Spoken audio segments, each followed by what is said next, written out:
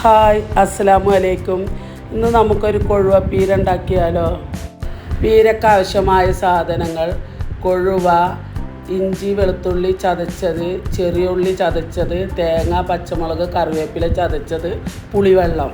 ഇനി ഒരു ചട്ടിയിലേക്ക് മുളക് പൊടി, മഞ്ഞൾപ്പൊടി, ഉപ്പ്, ഇഞ്ചി വെളുത്തുള്ളി ചതച്ചത്, ചെറിയുള്ളി ചതച്ചത്, പുളിവെള്ളം ഒഴിച്ച് നന്നായി ഇളക്കി മിക്സ് ചെയ്ത് അടുപ്പിലേക്ക് വയ്ക്കുക.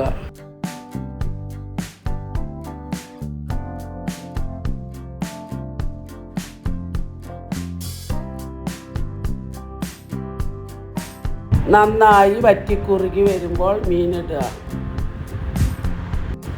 മീൻ മസാലയിൽ നന്നായി ഇളക്കി ചേർത്ത് വെച്ച് 5 മിനിറ്റ് അടച്ച് വെച്ച് വേവിക്കുക. ഇനി ചതച്ച് വെച്ച തേങ്ങ അതിലേക്കിട്ട് നന്നായി ഇളക്കി മിക്സ് ചെയ്ത്